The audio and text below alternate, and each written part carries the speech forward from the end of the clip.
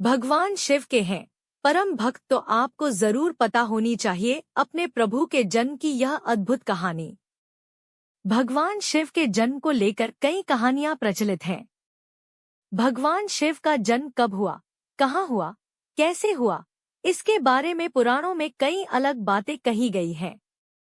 भोलेनाथ के जन्म से जुड़ी ऐसी ही एक कहानी है। विष्णु पुराण में बताया गया है कि शंकर भगवान के माथे से निकलते तेज से शिव की उत्पत्ति हुई थी। भगवान शिव के जन्म को लेकर कई कहानियां प्रचलित हैं। भगवान शिव का जन्म कब हुआ, कहाँ हुआ, कैसे हुआ, इसके बारे में पुराणों में कई अलग बातें कही गई हैं। भोलेनाथ के जन्म से जुड़ी ऐसी ही एक कहानी है। शिव पुराण में लिखा है कि भोलेनाथ स्वयंभू हैं, यानी भगवान शिव का जन्म अपने आप ही हुआ है।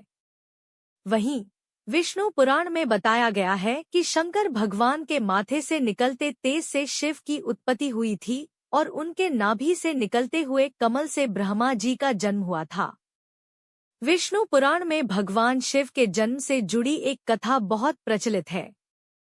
कथा के मुताबिक ब्रह्मा जी को एक बार एक बच्चे की जरूरत थी। इसके लिए उन्होंने कठिन तपस्या की। तपस्या के फल के रूप में ब्रह्मा जी को एक रोता हुआ बालक उनकी गोद में प्राप्त हुआ। ये बालक और कोई नहीं, शिव भगवान थे।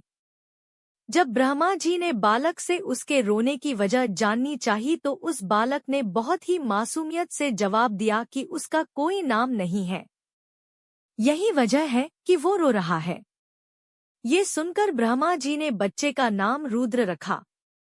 ये है भोलेनाथ के जन्म से जुड़ी दूसरी कथा। विष्णु पुराण में एक पौराणिक कथा ये भी है कि ब्रह्मा जी पुत्र के रूप में भोलेनाथ ने जन्म लिया था। इसके मुताबिक जब धरती, आकाश, पाताल समेत पूरा ब्रह्मांड जलमग्न था तब सिर्फ ब्रह्मा, विष्णु और महेश ही थे जो देव या प्राणी के रूप में मौजूद थे। जल सतह पर सिर्फ विष्णु भगवान ही लेटे थे। तब उनकी नाभि से कमलनाल पर ब्रह्मा जी प्रकट हुए थे। वहीं जब दोनों सृष्टि के बारे में बातचीत कर रहे थे तब शिव जी प्रकट हुए, लेकिन ब्रह्मा जी ने उन्हें पहचानने से साफ मना कर दिया था। भगवान विष्णु ने भगवान शिव को नाराज होने से रोकने के लिए ब्रह्मा को शिव की याद दिलाई। तब ब्रह्मा को शिव की याद आई और ब्रह्मा जी को अपनी गलती का एहसास हुआ। इसके बाद खुद शिव नाराज हो गए थे।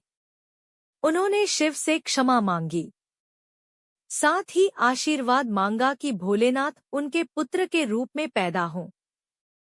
इस बात को शिव ने स्वीकार किया।